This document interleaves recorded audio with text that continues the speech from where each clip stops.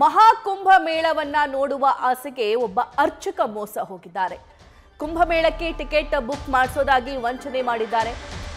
Facebook add ನಂಬಿ 1,60,000 ಅರ್ಚಕ ಕಳ್ಕೊಂಡಿದ್ದಾರೆ. ವೈಲಿ ಕಾವಲ್ ನಿವಾಸಿ 42 ವರ್ಷದ ಅರ್ಚಕನಿಗೆ ನಾಮ ಹಾಕಲಾಗಿದೆ. ಕೇಂದ್ರ ವಿಭಾಗದ ಸೆಂಟ್ ಠಾಣೆಯಲ್ಲಿ ಈ ಬಗ್ಗೆ ಎಫ್ಐಆರ್ ಕೂಡ ದಾಖಲಾಗಿದೆ. ಡೀಟೇಲ್ಸ್ ನೀಡ್ತಾರೆ ನಮ್ಮ ಪ್ರತಿನಿಧಿ ಪ್ರಜ್ವಲ್. ಮಹಾಕುಂಭ ಮೇಳವನ್ನ ಕಣ್ತುಂಬಿಕೊಳ್ಳಬೇಕು ಅನ್ನೋದು ಪ್ರತಿಯೊಬ್ಬ ಭಾರತೀಯನ ಆಸೆ. ಅದು ಸೊ ಅದಕ್ಕೋಸ್ಕರ ಜನ ಸಾವಿರಾರು ಕಿಲೋಮೀಟರ್ಗಳವರೆಗೂ ಕೂಡ ಹೋಗ್ತಿದ್ದಾರೆ. ಹೇಗಾದ್ರೂ ಹೋಗಿ ತಲುಪಬೇಕು ಅನ್ನುವಂಥ ತವಕದಲ್ಲಿದ್ದಾರೆ. ಇದನ್ನೇ ಒಂದಿಷ್ಟು ಜನ ಬಂಡವಾಳ ಮಾಡ್ಕೊಳ್ತಿದ್ದಾರೆ. ಇಂತಹ ಘಟನೆಗೆ ವೈಲಿ ಕಾವಲ್ ಸಾಕ್ಷಿಯಾಗಿದೆ. ಈ ಬಗ್ಗೆ ಡೀಟೇಲ್ಸ್ ನೀಡ್ತಾ ಹೋಗೋದಾದ್ರೆ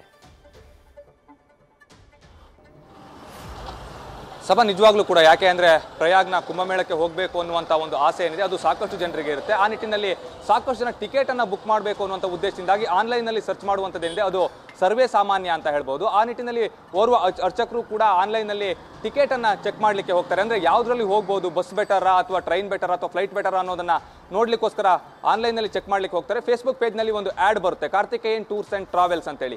ಆ ಒಂದು ಟೂರ್ಸ್ ಆ್ಯಂಡ್ ಟ್ರಾವೆಲ್ಸ್ ಪೇಜ್ಗೆ ಇವರು ಕರೆಯನ್ನು ಮಾಡ್ತಾರೆ. ಕರೆ ಮಾಡಿದಂಥ ಸಂದರ್ಭದಲ್ಲಿ ಹೌದು ನಾವು ನಿಮಗೆ ಟೂರ್ ಪ್ಯಾಕೇಜನ್ನು ಕೊಡ್ತೀವಿ, ಯಾವುದೇ ರೀತಿಯಲ್ಲೂ ಕೂಡ ಸಮಸ್ಯೆ ಆಗೋದಿಲ್ಲ, ನೀವು ಪ್ರಯಾಗ್ ಇಲ್ಲಿ ಕುಂಭಮೇಳಕ್ಕೆ ಹೋಗಿ ಬರಬಹುದು ಅನ್ನುವಂಥ ಒಂದು ಆಶ್ವಾಸನೆಯನ್ನು ಕೂಡ ಅಲ್ಲಿ ಕೊಟ್ಟಿರ್ತಾನೆ. ಆ ಒಂದು ಮಾತನ್ನು ನಂಬದಂತ ಇವರು ಏನು ಮಾಡ್ತಾರೆ ಅಂತ ಹೇಳಿದ್ರೆ ಮೊದಲಿಗೆ ಅಮೌಂಟನ್ನು ಹಾಕ್ತಾ ಬರ್ತಾರೆ. ಹಂತವಾಗಿ 1,60,000 ಹಣವನ್ನು ಇವರು ಹಾಕಿರುವಂಥದ್ದು. ಆದರೆ ಅವರಿಗೆ ಅನಂತದಲ್ಲಿ ಟಿಕೆಟನ್ನು ಕೂಡ ಕೊಟ್ಟಿಲ್ಲ, ಹಾಗೆ ಹಣವನ್ನು ಕೂಡ ಮರಳಿ ಕೊಟ್ಟಿಲ್ಲ ಅನ್ನುವಂಥ ಒಂದು ಆರೋಪ ಏನಿದೆ ಅದನ್ನು ಕೂಡ ಈಗಾಗಲೇ ಅರ್ಚಕರು ಮಾಡ್ತಾ ಇರುವಂಥದ್ದು. ಆ ನಿಟ್ಟಿನಲ್ಲಿ ಕೇಂದ್ರ ವಿಭಾಗದ ಸೆನ್ ಠಾಣೆಯಲ್ಲಿ ಪ್ರಕರಣ ಕೂಡ ದಾಖಲಾಗಿದೆ.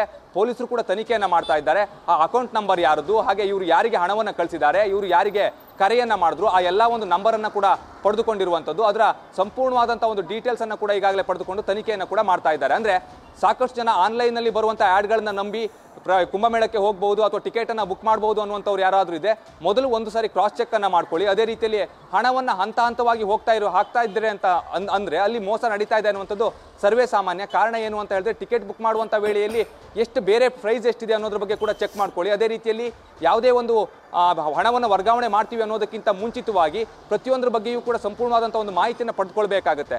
ಕೇವಲ ಫೇಸ್ಬುಕ್ ಅಥವಾ ಇನ್ಸ್ಟಾಗ್ರಾಮ್ನಲ್ಲಿ ಆ್ಯಡ್ ಬಂತು ಅಥವಾ ಯಾರೋ ಪೇಜನ್ನು ಕ್ರಿಯೇಟ್ ಮಾಡಿದ್ರು ಅಂತ ಹೇಳಿದ್ರು ಕೂಡ ಆ ನಂಬರ್ಗೆ ಕರೆ ಮಾಡೋದಾಗಿರ್ಬೋದು ಅಥವಾ ಅವರು ಹೇಳಿದಷ್ಟು ಹಣವನ್ನು ಅವರ ಅಕೌಂಟ್ಗೆ ಟ್ರಾನ್ಸ್ಫರ್ ಮಾಡೋದಾಗಿರ್ಬೋದು, ಇದನ್ನು ಯಾವುದನ್ನು ಕೂಡ ಮಾಡಬಾರ್ದು ಅನ್ನುವಂಥ ಒಂದು ವಿಚಾರಕ್ಕೆ ಸಂಬಂಧಪಟ್ಟಂತೆ ಪೊಲೀಸರು ಕೂಡ ಈಗಾಗಲೇ ಸಾಕಷ್ಟು ಮುಂಜಾಗ್ರತಾ ಕ್ರಮವನ್ನು ವಹಿಸಿ ಅನ್ನುವಂಥ ಒಂದು ಎಚ್ಚರಿಕೆಯನ್ನು ಕೊಡ್ತಾ ಇದ್ದಾರೆ.